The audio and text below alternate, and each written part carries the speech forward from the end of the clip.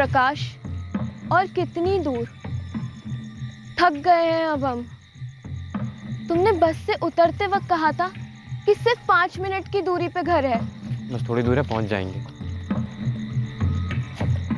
अरे सुनो, तुम थक गई होगी, 2 मिनट आराम कर लो। सिर्फ जिस्मानी रिश्ता था नीलम से, कोई प्यार व्यार तो था नहीं, पर अब तो ये गले का पत्थर बनने पर तुली थी। बोझ, भारी भरकम बोझ।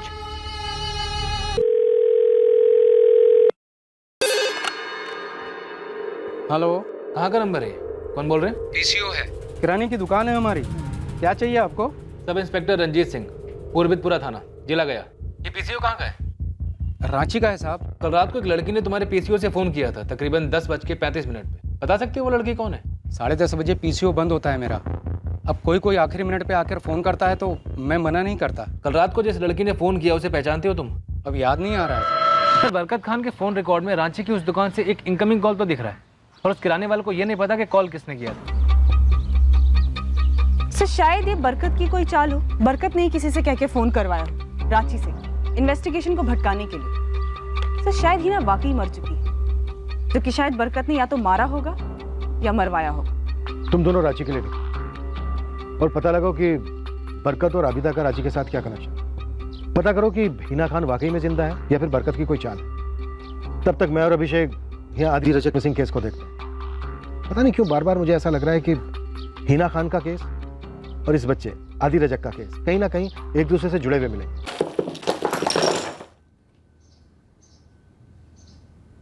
ये पत्थर टपके आसमान से? टपके नहीं साहब, बरसे। सिर्फ आप ही की छत पे बरसे? आसमान से? और किसी की नहीं? अब हम क्या बताएं सर, क्यों बरसे, कैसे बरसे। बस इतना बता सकते हैं साहब कि धड़ धड़ धड़ धड़ धड़ धड़ ऐसा आवाज हुआ था। आवाज बहुत दूर तक सुनाई दे रही थी साहब। हम तो दौड़े दौड़े घर के बाहर आ गए साहब। ऐसा लगा जैसे कोई बड़का तूफान या भूचाल आ गया हो। चंदर बाबू बेटा, पार्वती जल्दी आओ। अरे निरंजन, अरे क्या हुआ भाई? हाँ? पता नहीं भजन भाई, आसमान से कुछ तो बरस रहा है। अरे निरंजन क्या हुआ भाई? सरपंच जी, संभालो। कहाँ गिर रहे हैं? उधर कहाँ गिर रहे हैं? अरे भैया पत्थर गिर रहे भाई। भैया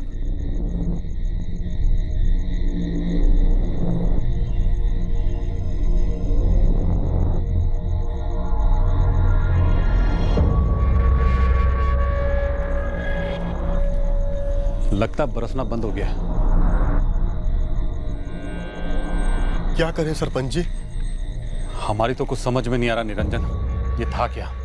साहब काफी समय तक सबकी बोलती बनती, सब चुपचाप खड़े सोच रहे थे कि क्या करें। सब डरे हुए थे साहब।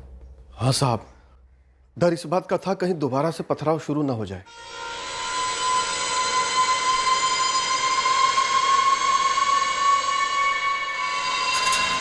लगता है कोई तारा या कोई धूमकेतु टूट के गिरा।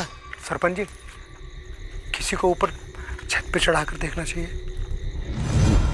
चंदर, प्रकाश, छोड़ो तुम लोग छोड़ो। अरे सोच क्या रहे हो? हम लोग हैं इधर। आओ चलो चलो, सीढ़ी मंगवाओ भाई।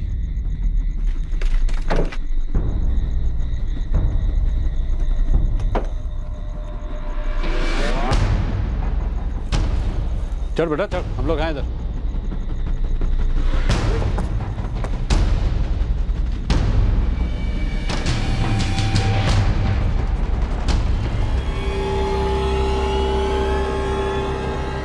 चला गया है प्रकाश, प्रकाश कहाँ गया? दिखाई नहीं दे रहा। हे प्रकाश, प्रकाश, प्रकाश बेटा, अरे सब ठीक तो है ना ऊपर? आवाज कहाँ दिखाई नहीं दे रहा यार। प्रकाश, यहाँ बहुत सारे पत्थर है और वो भी गर्म है। बेटा सुबड़ी मंगवा रहे, उससे सारे पत्थर नीचे धकेल देना।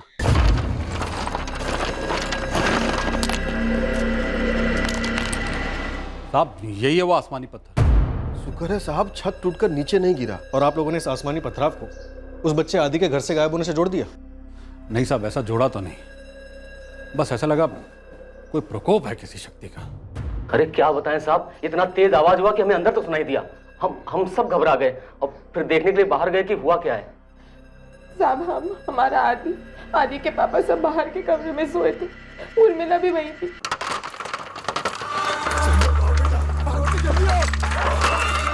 क्या हो रहा है? अरे क्या हुआ? कैसा आवाज आ रहा है जी? पता नहीं, चलिए चलकर देखते बाहर, आइए। चलो चलो हम भी चलकर देखते हैं।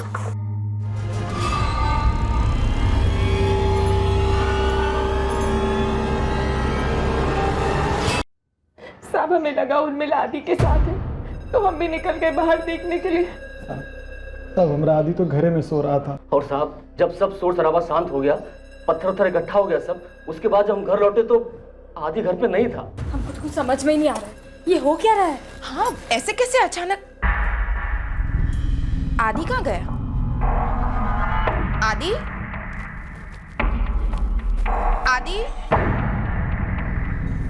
बहुत अजीब सा पत्थर था भाई, हमको तो कुछ ठीक नहीं लग रहा है।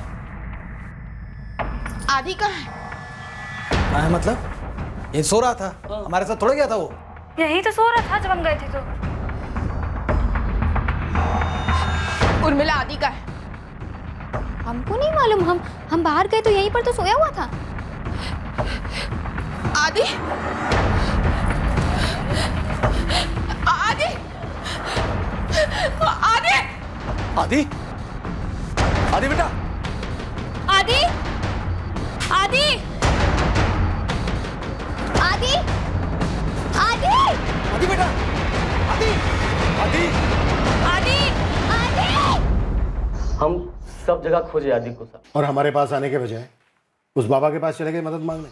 साहब नहीं साहब, हम आने ही वाले थे आपके पास, लेकिन साहब हम सब इतना चौंक गए थे, इतना घबरा गए थे वो आसमानी पत्थर की बारिश से कि साहब हमको कुछ सूझा ही नहीं।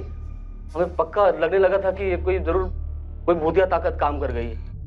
पूरी तरह फर्जी है सर, कंस्ट्रक्शन में इस्तेमाल होने वाले पत्थर हैं ये शायद किसी ने लोगों का ध्यान भटकाने के लिए फेंके होंगे और हड़बड़ाहट का फायदा उठाते हुए बच्चे का अपहरण कर लिया हो।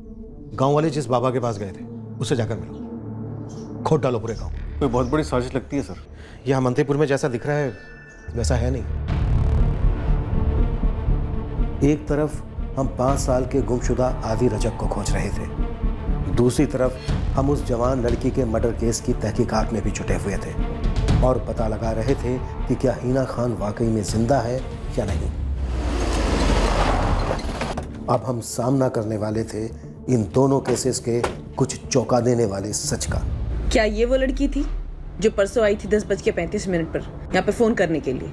अब उस रात यही आई थी या नहीं ये हम पक्का बोल नहीं सकते मैडम, लेकिन इतना ज़रूर कहेंगे कि ये लड़की पहले कुछ दफ़ा आई है हमारी दुकान पर।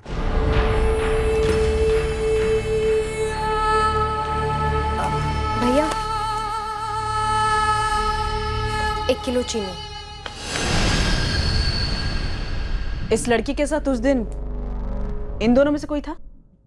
जी नहीं, इनको तो पहले कभी नहीं देखा है। आप एक काम कीजिए ना, शंकर से बात कीजिए। कौन है ये शंकर, कहाँ मिलेगा? साहब ये लड़की पक्का रहती तो यहीं कहीं है, पर कहाँ रहती है ये हमको नहीं पता। दिमाग पे जोर डाल शंकर, मर्डर केस है ये। साहब 2 दिन का टाइम दीजिए, 2 दिन में पक्का पता करके बताओ। 1 दिन? इसने मर्डर किया साहब? इसका मर्डर हुआ है पर नहीं हुआ। यही तो पता लगाना शंकर, कि हुआ क्या है और क्यों। सर ये हिना खान जिंदा है, यही रांची में, पर अभी तक ट्रेस नहीं हुई है। ऑन दैट डबल ट्रेस करो उसे कल्पना। अगर हिना खान जिंदा है तो अब तक हम एक मर्डर केस की तहकीकात बिल्कुल उल्टी दिशा में कर रहे थे। सर उस बच्चे आदि रजक के बारे में कुछ पता चला? नहीं, शायद वो आसमानी पत्थरों की बारिश उस बच्चे आदि को अगवा करने की साजिश का हिस्सा थी। लेकिन जिस रात वो बच्चा आदि गायब हुआ उसी रात हिना ने अपने पेरेंट्स को कॉल किया। अब सोचने वाली बात यह है कि क्या इन दोनों के बीच वाकई कोई ताल्लुक है? कोई ताल्लुक नहीं है साहब। पत्थरों का बरसना और बच्चे का गायब होना 2 अलग चीजें हैं। हमने तो साफ साफ गांव वालों को बता दिया था। लेकिन ये आसमानी पत्थरों की बारिश की बकवास तुमने डाली है ना उनके दिमाग में। ये गलत इल्जाम है। तारे और धूमकेतु टूटते जरूर है, उनके पत्थर बरसते जरूर है, पर ये कोई रूहानी करिश्मा नहीं है, ये तो कुदरती है। और हमने तो गांव वालों से कहा था कि पुलिस स्टेशन जाए और बच्चे की गायब होने की शिकायत लिखवाए। तो फिर इन अफवाहों के पीछे, इस नौटंकी की आड़ में, अपहरण के पीछे कौन है बाबा? साहब हमें कुछ भी नहीं पता इस बारे में। हम तो बस ऊपर वाले का ध्यान करते हैं, तपस्या करते हैं, ना कोई झाड़ फूक करते हैं, ना कोई तंत्र मंत्र। सर, मंत्रीपुर के हर एक घर की तलाशी ली जा रही है, लेकिन आदि रजक अभी तक नहीं मिला है। एक टीम जंगल में भी तलाश कर रही है। पांडे, ये महेश और विमला अपने बेटे आदि के साथ सुमेर और अनीता के घर पर रुके थे। जरा पता करो, इनमें से किसी के साथ गांव में कोई निजी दुश्मनी थी? सर, ये निजी दुश्मनी वाला ही मामला लग रहा है, क्योंकि फिरौती के लिए तो अगवा हो ही नहीं सकता बच्चा। सुमेर का घर देखा है हम, माली हालत बहुत खस्ता है। आदि के माँ बाप भी उसी तबके के हैं, किसी को उनसे फिरौती में मिलेगा क्या? तो फिर ऐसी क्या दुश्मनी थी जो 5 साल के बच्चे को अगवा कर लिया? साहब, घर के बाहर का कोई दुश्मनी तो सामने नहीं आई है, पर घर के अंदर कुछ मिला है जो कि अटपटा है। किसके साथ अटपटा है? विमला के भाई सुमेर और उसकी पत्नी अनीता के साथ, या बहन उर्मिला के साथ? साहब, दोनों के साथ। ये सुमेर और उसकी बीवी अनीता का अपना कोई बच्चा नहीं है। बच्चे की काफ़ी कोशिशें की, पर अभी तक नाकाम रहे। तो इन्होंने जलन की वजह से बच्चे आदि को गायब कर दिया? हो सकता है ना साहब। उर्मिला के साथ क्या अटपटा? साहब, ये उर्मिला छुप छुप कर वरुण से मिलती है। अनीता का भाई वरुण परदेसी कुंभलगढ़ का रहने वाला है। ये आदि, महेश और विमला सब वहीं के हैं। ये वरुण उस रात मंत्रीपुर गांव में ही था? अब साहब ये तो नहीं पता, पर जिस रात आसमानी पत्थर की बारिश हुई थी, उस रात सुमेर के घर से सबसे आखिर में उर्मिला ही निकली थी। आदि के माँ बाप सुमेर, अनीता और उर्मिला, इनका कोई कनेक्शन है हिना खान के साथ? हम हर मुमकिन एंगल से खोजने की कोशिश किए हैं, मगर कहीं से भी हिना खान का नाम सामने नहीं आ रहा है। अभिषेक, सुमेर, अनीता, उर्मिला, इनको लाइन अप करो। ये आसमानी पत्थरों की बारिश ध्यान भटकाने का एक पैतरा था, ये तो पक्का है। कोई भी तारा या धूमकेतु कंस्ट्रक्शन के पत्थरों का नहीं बना होता। साहब, ये हिना खान का एड्रेस मिल गया है, किसी आशीष पांडे के साथ रहती है। एड्रेस नोट कीजिए।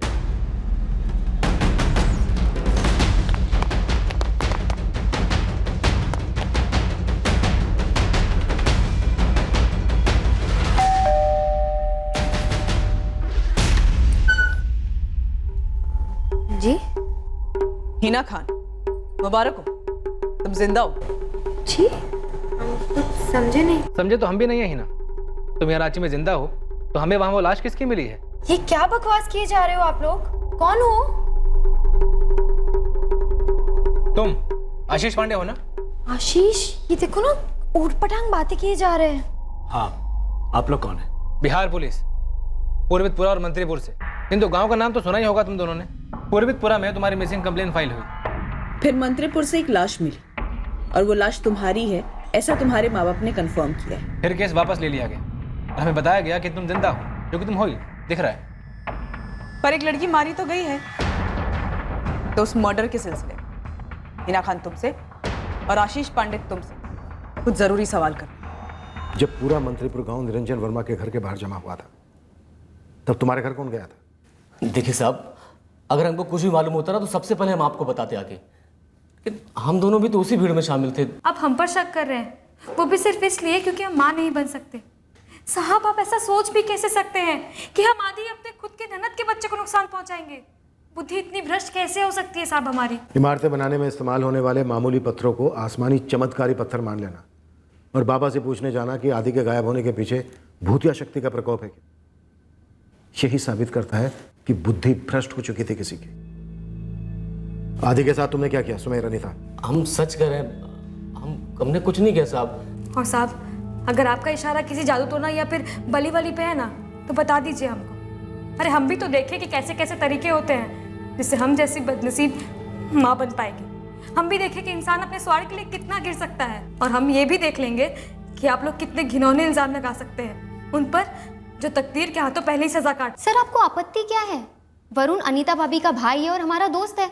हम जब चाहें, जितनी दफे चाहे मिले। तो उर्मिला, तुम्हारा ये दोस्त वरुण 12 अक्टूबर की रात को मंत्रीपुर में मौजूद था?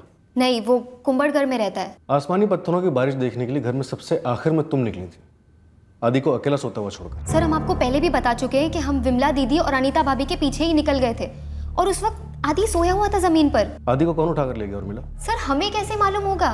हम तो भीड़ में थे ना सबके साथ, निरंजन जी के घर के बाहर। तुम्हारी और वरुण की ये दोस्ती घर में सबको कबूल है, दोनों परिवार वालों? दोस्ती है, चक्कर नहीं है। मिलते हैं, बात करते हैं, बस। अकेले में मिलते हो, सबकी नजरों से दूर, छुप कर। तो क्या सर, कितनी बार बताएं आपको कि दोस्त है और अकेले में मिलते हैं, छुप कर नहीं। लेकिन कुछ तो छुपाया जा रहा है उर्मिला। क्या परिवार में आपसी अनबन है? सर हम नहीं जानते क्या छुपाया जा रहा है और हमारे परिवार में कोई आपसी अनबन नहीं है। तो फिर 5 साल के आदि को कौन उठा कर ले गया उर्मिला? सर हम नहीं जानते। महेश, विमला, ये आसमानी पत्थरों की बारिश पूरी तरह से बकवास है। इतना पक्का है कि ये सबका ध्यान भटकाने की एक साजिश थी। किसकी हो सकती है साजिश? ताकि आपके बच्चे आदि को अगवा किया जा सके। एक तो हम इस गांव के नहीं हैं और दूसरे हम सिर्फ 2 दिन पहले इनके भाई सुमेर के यहाँ रहने के लिए आए हैं। और साहब हम लोग बहुत गरीब, हमारे पास कुछ भी नहीं है किसी को देने के लिए आदि के बदले में। बच्चे सिर्फ पैसों के लिए ही अगवा नहीं किए जाते, आपसी रंजिश भी होती है। विमला, आपके और आपकी भाभी अनीता के बीच कैसे रिश्ते हैं? अच्छे हैं साहब, हम सब चाहते हैं अनीता भाभी को जल्द से जल्द बच्चा हो। आपके और आपकी बहन उर्मिला के बीच कोई अनबन? नहीं साहब, छोटी बहन है हमारी, हम चाहते हैं अच्छा सा लड़का देखकर उसकी शादी करवा दें। जैसे कि आपकी भाभी अनीता का भाई वरुण।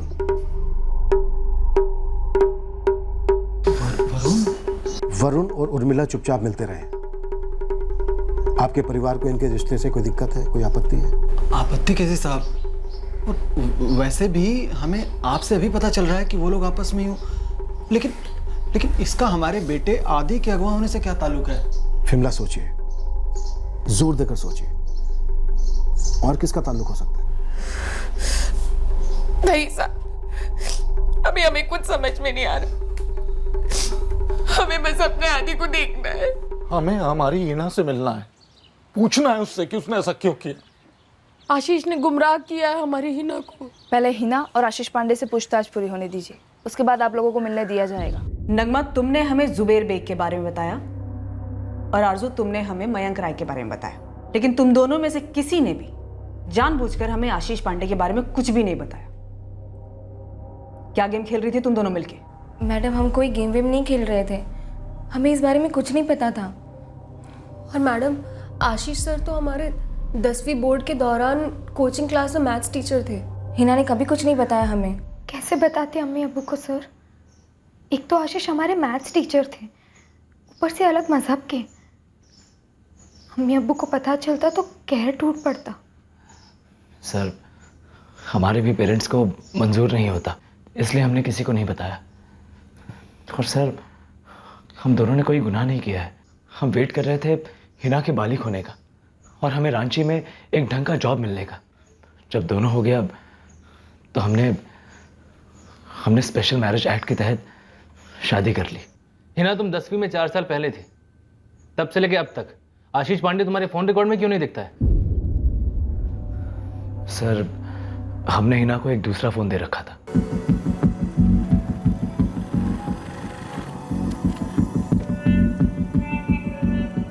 ये फोन लो, हमेशा सिर्फ इसी फोन से कॉल करना है ना। हम भी तुम्हें सिर्फ इसी नंबर पर कॉल करेंगे, सबसे छुपाकर, और फोन हमेशा साइलेंट मोड पर रखना, ओके? हमारा फिक्स टाइम होता था बात करने का। हम कभी भी किसी के पीछे या किसी के सामने जाकर बात नहीं करते थे, बस फोन पर बात करते थे। और सर हमें नहीं पता था कि हमारे घर से भाग जाने के बाद पीछे ये सब कुछ हो रखा है, मर्डर बॉडी वगैरह।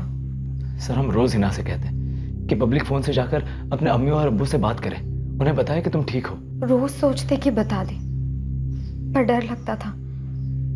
फिर उस रात हमने हिम्मत कर ही दी। बस सेफ्टी को ध्यान में रखते हुए हमने पीसीओ से फोन करने के लिए कहा था। लव स्टोरी तो बड़ी दिलचस्प है तुम्हारी, लेकिन इस लव स्टोरी में एक मर्डर मिस्ट्री भी जुड़ चुकी है। मैं ये जानना चाहता हूँ कि तुम दोनों ने बलि का बकरा किसे बनाया? प्लान क्या था तुम दोनों का? यही तो प्लान था ना, किसी लड़की को मार दो, उसका चेहरा बिगाड़ दो और फिर बोलो कि ये हिना है। हमें किसी प्लान वैन के बारे में नहीं मालूम, और अगर प्लान बनाया भी होगा आशीष सर ने और हिना ने, तो वो हमको क्यों बताने लगे? 4 साल से अफेयर चल रहा था उसका आशीष सर के साथ, लेकिन एक हिंट तक नहीं दी, कभी पकड़ी नहीं गई। तो आपको लगता है कि वो हमें मर्डर का प्लान बताएगी? सर हम मैथ्स में पोस्ट ग्रेजुएट हैं, पिछले 2 सालों से एक डिसेंट जॉब कर रहे हैं रांची में। आज तक एक सिग्नल भी नहीं तोड़ा है हमने। किसी का खून क्या करेंगे? सवाल मैंने तुमसे पूछा था हिना, कौन लड़की थी वो जिसके मौत के जरिए तुम एक नई जिंदगी की शुरुआत करने निकली थी? क्या प्लान था तुम्हारा? किसी को मारने वाने का प्लान नहीं था सर। प्लान सिर्फ इतना था कि 7 सितंबर हम रोज की तरह कॉलेज के लिए निकलेंगे, पर हाईवे की तरफ जाएंगे जहां आशीष हमारे लिए वेट कर रहा होगा, जो वो कर रहा था, और हम दोनों निकले रांची के लिए। और उसके बाद तुम आशीष 2 दिन बाद मंत्रीपुर गए और लाश को खेत की मेड़ के नीचे दफनाकर निकल लिए। प्लीज सर प्लीज, हम मंत्रीपुर कभी गए ही नहीं। सिर्फ 7 तारीख को पुरबितपुरा हाईवे पर गए थे, उसके बाद यहाँ कभी वापस लौटे ही नहीं। और सर, आप ऐसा सोच भी कैसे सकते हैं कि हम किसी का खून करेंगे और उस लाश को दफना कर चले जाएंगे? सर, सर्च टीम ने गांव के बाहर की झुग्गियां भी छानी और जंगल का इलाका भी। हाईवे से जो लगी हुई दुकानें हैं वो? सर, किसी ने भी 12 अक्टूबर की रात में या 13 की सुबह गांव के किसी भी बच्चे को बाहर ले जाते किसी ने नहीं देखा।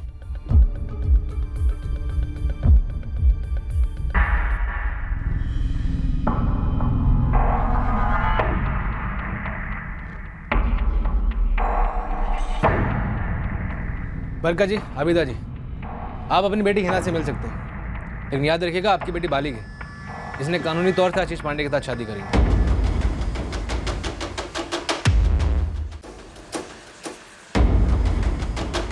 जाहिर है डीएनए रिपोर्ट मैच नहीं हो रही है। सर शायद यहाँ पे कुछ बहुत ही गंदा गेम खेला जा रहा है।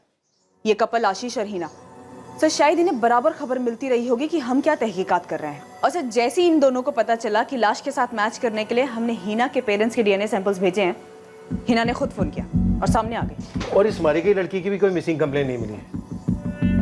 हो सकता है ये मारी गई लड़की हमारे डिस्ट्रिक्ट गया बिहार से ना हो, out of state Ranchi Jharkhand से हो। आशीष ने वहीं से सारी साजिश रची हो। सर मैं रांची की पुलिस को एक्टिवेट करती हूँ।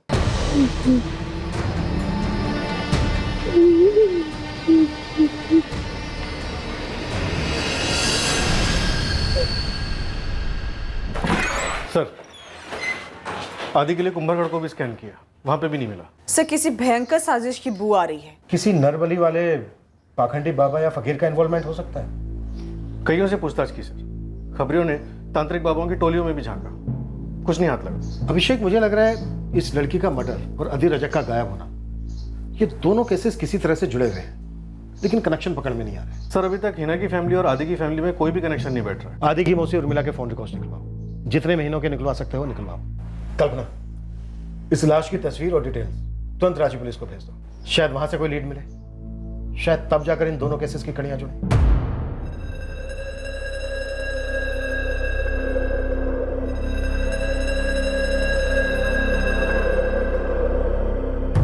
उर्मिला, सच सच बोल, क्या हमसे कोई गलती हुई है? दीदी आप कैसी बातें कर रही हैं? आप आदि को लेकर हम पर शक कर रही हैं?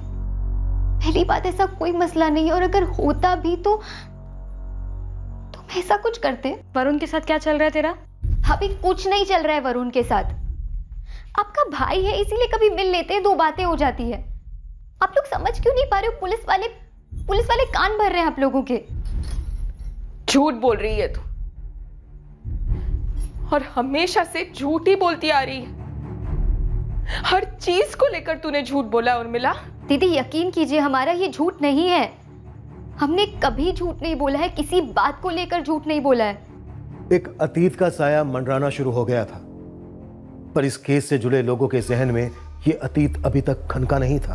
आदि के गायब होने का केस हमें इस कत्ल कर दी गई लड़की की असलियत तक ले जाने वाला था, पर उसके पहले हमें उस मंडराते अतीत का सामना करना था जिसने वर्तमान में एक और भयंकर निशान छोड़ दिया था।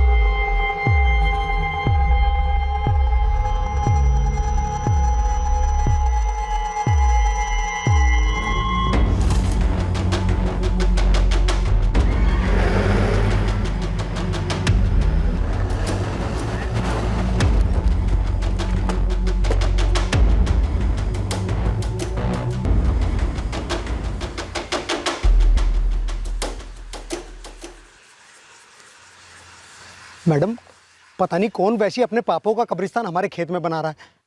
ये हो क्या रहा है?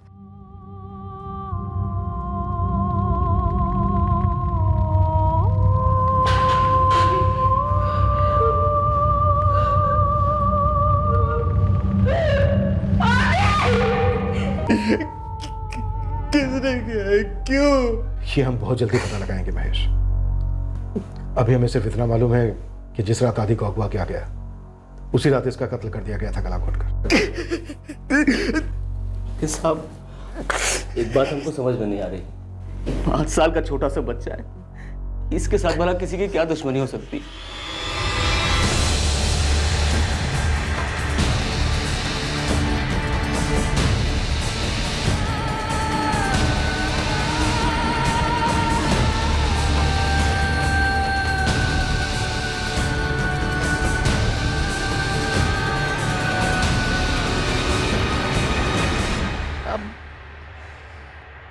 तकदीर का लिखा समझकर भुला देते हैं जी।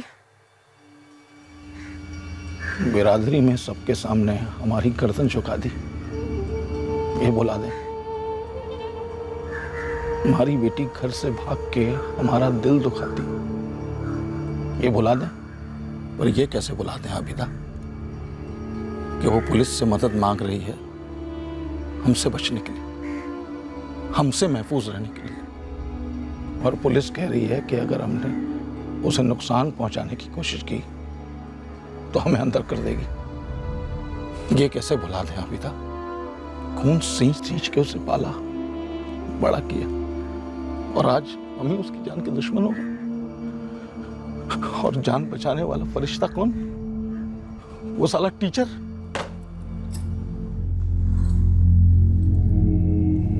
आशीष एक बात पूछूं? सच बताओ आशीष, कहीं तुम तो ऐसा मत सोचो। क्या तुम्हें लगता है कि हम इतना गिर सकते हैं? तुम हम पर शक कर रही हो ना कि हमने उस लड़की को मारा है। तुम हमें बिल्कुल भी नहीं जानती क्या? आशीष, पुलिस हमें प्रोटेक्शन तो दे रही है, लेकिन हम पर शक भी तो कर रही है ना। तो क्या तुम भी हम पर शक करोगी? क्या तुम्हारे सामने भी हमें दलील करनी पड़ेगी कि हम नहीं जानते कि उस लड़की को किसने मारा है? हिना प्लीज, हमारा इस मर्डर से कोई ताल्लुक नहीं है। अब तो हमें भी लग रहा है ये आसमानी पत्थर वाला मामला फर्जी था। हाँ, लेकिन एक 5 साल के बच्चे ने किसी का क्या बिगाड़ा होगा? और आदि के माँ बाप तो हमारे गांव से भी नहीं है। सब दोनों लाशों को हमारे खेत में दाब दिया। ये बात हमें भी खटक रही है भजन तिवारी साहब। हमको तो लगता है कोई हमें बदनाम करने की कोशिश कर रहा है, हमसे बदला लेना चाहता है। किसके साथ है तुम्हारी ऐसी दुश्मनी, वो भी इतनी गहरी? नहीं साहब, हमारी किसी से कोई दुश्मनी नहीं है, हम सच कह रहे हैं। पर हाँ, हमें लगता है कि कोई हमसे जलता ना तो वो है ये जीवन राम। इसकी ज़मीन पे तो कुछ उगता नहीं है और हमारे खेत में होती है अच्छी खासी फसल। हमको तो लगता है कि सब कुछ करा धरा इस जीवन राम का ही है। हाँ हाँ,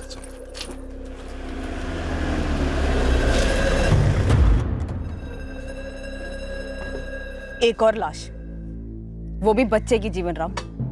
और अब तुम कांप रहे हो? फिर बोलोगे कि डर के मारे तुम्हारा कलेजा बैठा जा रहा है। क्यों डर रहे हो तुम इतना जीवन राम? तुम्हारे मन में कोई चोर तो नहीं है? ना ना मैडम जी ना, वो जिस बेकार जमीन के लिए हमारी जिंदगी में पहले से इतना दुख, उसी जमीन के लिए आप हम पे शक कर रही हैं। तुम्हारी जमीन के पास मेड़ के नीचे 2-2 बार लाशें गाड़ी जाती हैं, तो मैं शक किस पे करूं? भजन राम का नाम तो तुम लेना मत, उसके अलावा कोई नाम लो। कौन है जीवन? हम किसका नाम ले सकते हैं मैडम जी? तुम्हारा बेटा प्रकाश, वो कहाँ है? वो तो बाहर है, बोकारो में काम करता है। हुए सारे जुर्मों की जड़ दरअसल हमारे सामने थी, और उसी दिन से थी जब हमें लड़की की लाश मिली थी। पर अब हमें उस जड़ की भनक लग गई थी। हमें अब इस आसमानी पत्थरों की बारिश कराने के पीछे का मकसद भी पता चलने वाला था। हमें अब इन दोनों मर्डर्स को जोड़ने वाली कड़ी भी हाथ लगने वाली थी। मंत्रीपुर थाने से हमें हिना खान और आशीष पांडे के बारे में इंफॉर्मेशन निकालने के लिए कहा गया था। यहाँ रांची में तो हिना और आशीष के खिलाफ कुछ नहीं मिला, लेकिन कुछ और मिला है हमें। ये जो 14 सितंबर को लड़की की लाश मिली है मंत्रीपुर से, मुझे लगता है कि हिना को नया जन्म देने के लिए इस लड़की को मार दिया गया। अब इसके बारे में तो मुझे पता नहीं रंजीत, लेकिन मंत्रीपुर से जो लड़की की लाश मिली है, इसकी डिटेल्स बोकारो से मिली एक मिसिंग लड़की की कंप्लेंट से मैच कर रही है। पोस्टमार्टम की रिपोर्ट के हिसाब से 9 सितंबर को लड़की मारी गई, और बोकारो से मिली मिसिंग कंप्लेंट के हिसाब से 8 सितंबर को लड़की गायब हुई। कौन है ये लड़की? नीलम दास। 10 सितंबर को बोकारो पुलिस की तरफ से इस लड़की की तस्वीर और डिटेल्स हमें भेजी गई। हाँ रघुवीर, इस लाश की फोटो और डिटेल्स जो तुमने भेजी हैं, ये नीलम दास के साथ मैच कर रही हैं। नीलम दास के फादर मंगल दास ने भी लाश की फोटो देखी, और उनका भी यही कहना है कि ये उनकी बेटी नीलम ही है। हालांकि लाश का चेहरा बिगाड़ा गया है, लेकिन लड़की के पिता ने कपड़ों से पहचान कर ली। उनका कहना है कि जब नीलम आखिरी बार घर से निकली थी तो उसने यही कपड़े पहने थे।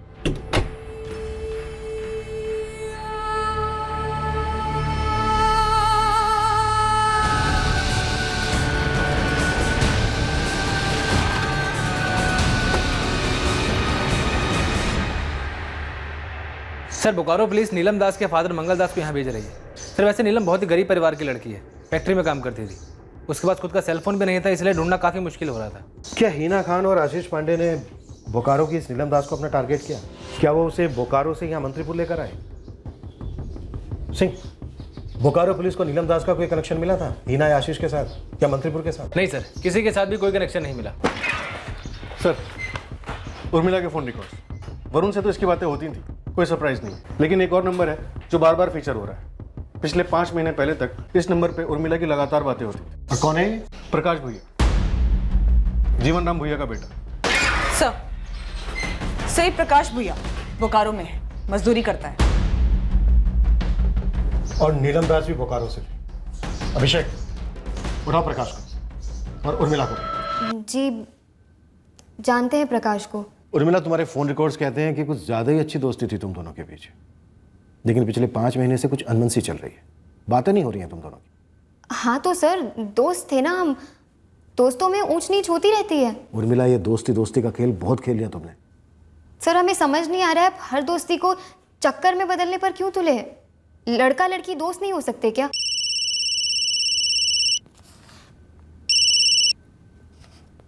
हाँ कल्पना, बोलो। शायद कातिल प्रकाश भुइया ही है। हमें पता चला है कि उर्मिला और प्रकाश, इन दोनों का तगड़ा अफेयर था। और यहाँ उर्मिला अभी भी दोस्ती की बीन बजाई जा रही है। झूठ बोल रही है सर। यहाँ उर्मिला की बहन विमला खुद बोल चुकी है कि उसने उर्मिला और प्रकाश भुइया, इन दोनों को रंगे हाथों पकड़ा था। प्रकाश भुइया? विमला जी, मंत्रीपुर के ही जीवन राम भुइया का बेटा है ये। और हमें शक है कि इस सब में उसी का हाथ है। लेकिन प्रकाश का तो उर्मिला के साथ सब कुछ खत्म हो गया था मैडम।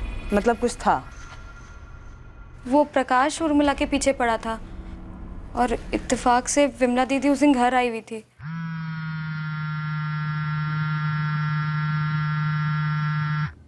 उर्मिला, उर्मिला, तेरा फोन बज रहा है। हेलो। सुनो ना जानू, बड़ा मन हो रहा है आज, मिले क्या? और खाली हाथ नहीं, तुम्हारे लिए कुछ लाए भी हैं। कौन बोल रहा है? प्रकाश। कौन प्रकाश? प्रकाश भुइया। आप कौन बोल रही? हम उर्मिला की बहन विमला बोल रहे हैं। जानू, हमको तुमसे मिलने का बहुत मन कर रहा है। कैसी बेहुदा बातें कर रहा था वो प्रकाश। नहीं दीदी, ऐसा कुछ भी नहीं, वो बस हमारा दोस्त है, मजाक में ऐसा कुछ भी बोलता रहता है। चुप, एकदम चुप। कल पैदा नहीं हुए थे हम जो हमको बेवकूफ बना रही हो। प्रकाश भुइया, भुइया है वो, दूसरी जात का, और उसके साथ गुलछर्रे उड़ाते तुमको शर्म नहीं आती है? हाँ सर, चक्कर था हमारा प्रकाश के साथ, पसंद करते थे उसे, पर विमला दीदी के बदौलत पकड़े गए। और सर यकीन मानिए, हमने रिश्ता तोड़ दिया था उससे, पर वो प्रकाश समझ ही नहीं रहा था, पीछे पड़ा था हमारे। प्रकाश चक्कर चलाना चाहता था और हम खत्म करना चाहते थे। प्रकाश ने कभी कोई धमकी दी थी तुम्हें? कभी मिला था आमने सामने आकर? 1-2 बार ही मिले थे उसके बाद, पर उसने ऐसा कभी कुछ नहीं कहा। सर, अगर वो आदि को लेकर ऐसा कुछ कहता तो हम सबसे पहले जाके अपने घर वालों को बताते, आपको बताते। हम नहीं जानते थे वो ऐसा सिरफिरा निकलेगा। सर, प्रकाश को उठा लिया बोकारो से, कह रहा है इस मर्डर में उसका कोई हाथ नहीं है।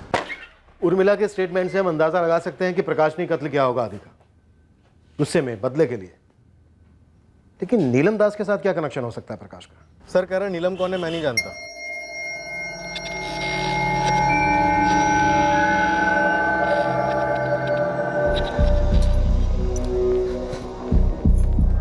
हमें क्या मालूम था कि तुम अपना फोन विमला दीदी को दे बैठोगे? तुम्हें पता भी है कितनी मार खाए हम तुम्हारी वजह से? यहाँ पर ऐसे किसी ने देख लिया ना तो इस बार जान से जाएंगे। तो कह रहे हैं हो गई गलती।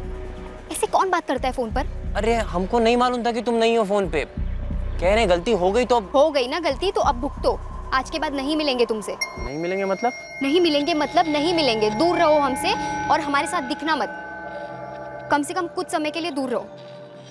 1 हफ्ता? तुम मजाक में ले रहे हो ये सब प्रकाश? जान जा सकती है हमारी भी और तुम्हारी भी। बिरादरी में मालूम पड़ गया ना तो खून खराबा हो जाएगा, समझ रहे हो कुछ? देखो, तुम कम से कम कुछ महीनों के लिए यहाँ से चले जाओ। चले जाएंगे, कुछ महीनों के लिए हम चले जाएंगे, लेकिन पहले बता दे रहे फोन पे बात करेंगे। तुम बिल्कुल ही पगला गए हो प्रकाश। मतलब फोन की वजह से सारा कांड हुआ है ना? अच्छा सुनो, हम चले जाएंगे कुछ महीनों के लिए, लेकिन जब हम वापस आएंगे तो सब पहले जैसा रहेगा। मतलब हम मिलेंगे। देखो, तुम आओगे तब का तब देखेंगे, फिलहाल हम कुछ कह नहीं सकते, हमें जाना है। अरे पर हमारे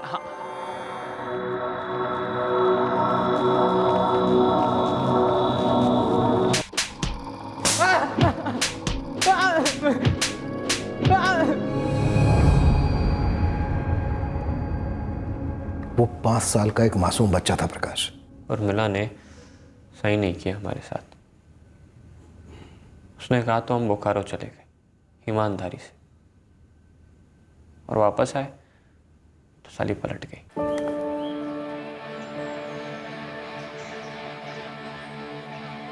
मिला पूरे 3 महीने नहीं मिले तुमसे, 3 महीने, और जैसा हम कहे थे एक भी फोन नहीं किए। वो सब ठीक है, मगर अब इससे आगे हम दोनों के बीच और कुछ नहीं हो सकता, समझे?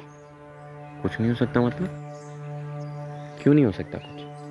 देखो पहले तो ना ये सब करना छोड़ दो तुम, क्योंकि हमारे घर में जो गुस्से और शक का माहौल है ना, वो अभी भी बना हुआ है तुम्हारी वजह से। दोबारा किसी ने देख लिया ना तुम्हारे साथ तो मारे जाएंगे हम, और मरना नहीं चाहते इतना जल्दी, इसीलिए बता रहे सब खत्म। ऐसे कैसे सब खत्म? ऐसे कैसे सब खत्म? मतलब जब चाहो पास बुला लो, जब चाहो दूर भेज दो, हैं? सुनो, हमको ना गोल गप्पे खाने बराबर मत समझो कि भैया सूखी पूरी दे दो और निकल लो। तुम हमको धोखा नहीं दे सकती। धोखा नहीं दे रहे हैं तुम्हें, अच्छे से प्यार से समझा कर रिश्ता खत्म कर रहे हैं। चिपको नहीं इस तरीके से हमारे साथ। कितनी बार बताएं, नहीं है हमारे दिल में तुम्हारे लिए अब कुछ, क्यों खराब कर रहे हो हमारी जिंदगी? एक बात अपने दिमाग में बिठा लो कि ये ना हमारा लव है, और हमारी जिंदगी में जो जैसा था वैसा ही रहे। तुम हमारी जिंदगी में थी, हो और रहोगी। फिर तुम रहोगे पुलिस थाने में, क्योंकि हम तो शिकायत कर देंगे। बाद में बोलना नहीं कि हमने बताया नहीं था। तातून की तरह चबा कर फेंक दी। पहले खूब इस्तेमाल किया, देर सवेर दिन रात काम के बीच में जब बुलाती हम पहुंच जाते प्यार करने। और उसकी बहन के साथ हमने कोई ऐसी खास बदतमीजी नहीं की थी। चाहती तो मना लेती, हमारे साथ भाग जाती, लेकिन उसको तो ये बहाना बनाकर हमें धोखा देना था। और मिला को लगा हमें मालूम नहीं कि वो अपने भाभी के भाई उस कुत्ते वरुण के साथ चक्कर चला रही। जहाँ हम और मिला मिलते थे, प्यार करते थे, उस वरुण से भी वो वहीं मिलती थी। बहुत बड़ा खेल खेला हमारे साथ, खेला और आगे बढ़ गई। ये आसमानी पत्थरों की बारिश करवाने वाला बादल तू ही था ना? जी।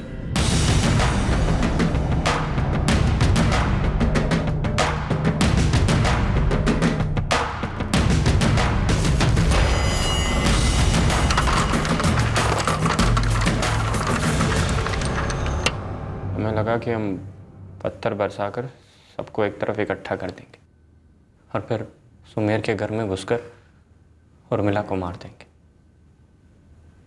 हमें यह नहीं पता था कि उस घर में हमें सिर्फ सोया हुआ आदि मिलेगा।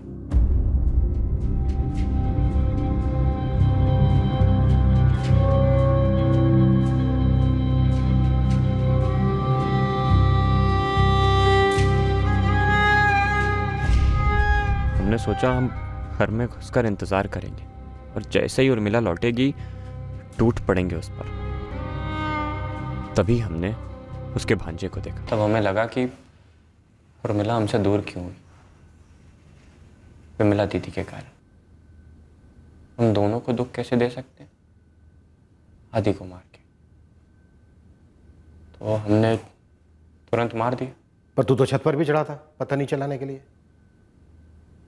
तो आदि को मारने के बाद उसकी लाश कहाँ छुपाई तूने? अपने घर के पीछे।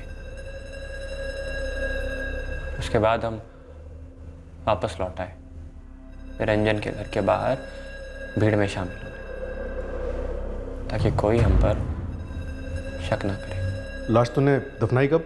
सबको लगा कि पत्थर बरसने के कारण बच्चा गायब है। हमारे लिए तो अच्छा था। हमने सबके घर लौटने का इंतजार किया और फिर सुबह सूरज निकलने से पहले आदि की लाश को वजन की मेड़ के नीचे दफना दिया। वहीं जहां तूने नीलम दास को दफनाया था?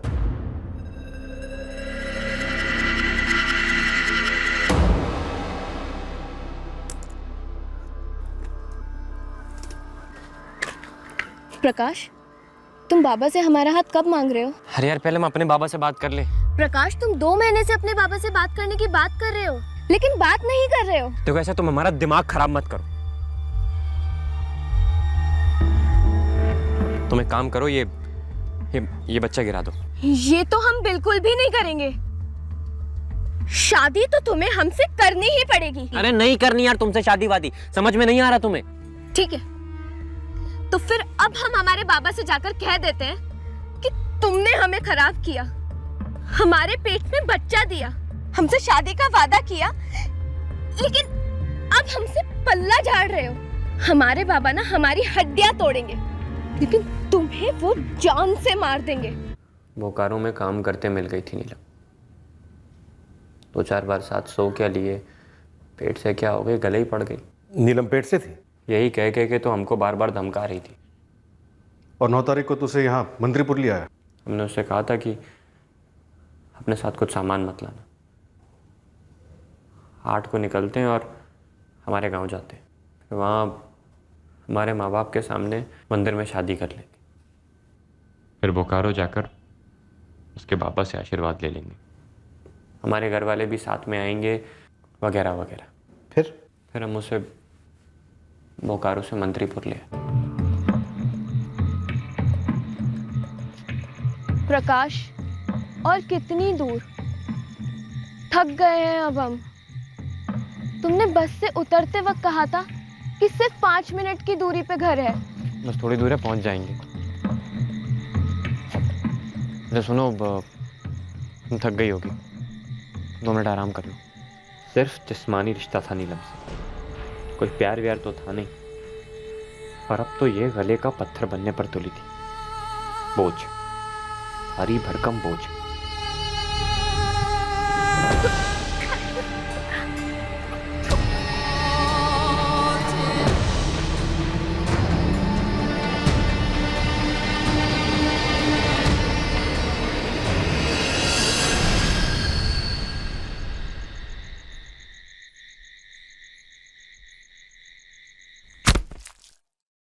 उर्मिला ने तुझे छोड़ दिया, इसलिए तू उसे मारना चाहता था और मार दिया उसके भांजे को।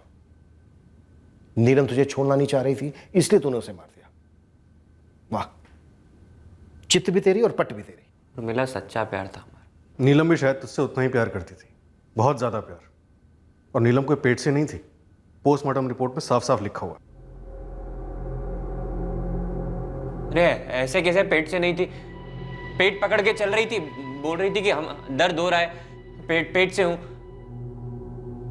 अगर पेट से नहीं होती तो हम उसको मारते भी नहीं। अब ना तेरी चित रही है और ना ही पट। अब तुझ पर कानून की धाराएं बरसेंगी और जमकर बरसेंगी। इस जुर्म की सारी कहानी सुनकर मंत्रीपुर खौफ में डूब गया। एक प्रेम कहानी इस हद तक कातिलाना मोड़ ले सकती है, इस पर पीड़ितों के परिवार यकीन ही नहीं कर पा रहे थे। एक बेटी इस तरह के रिश्ते में क्यों फंसी और मारी क्यों गई, ये एक बाप अब तक समझ नहीं पाया है। एक और बाप टूटा हुआ है जो अपनी बेटी की पसंद को कबूल ही नहीं कर पा रहा है, उसके फैसले को धोखा समझकर सुन पड़ गया है। हीना और आशीष का मंत्रीपुर में हुए मर्डर्स के साथ किसी भी तरह का कोई ताल्लुक नहीं था।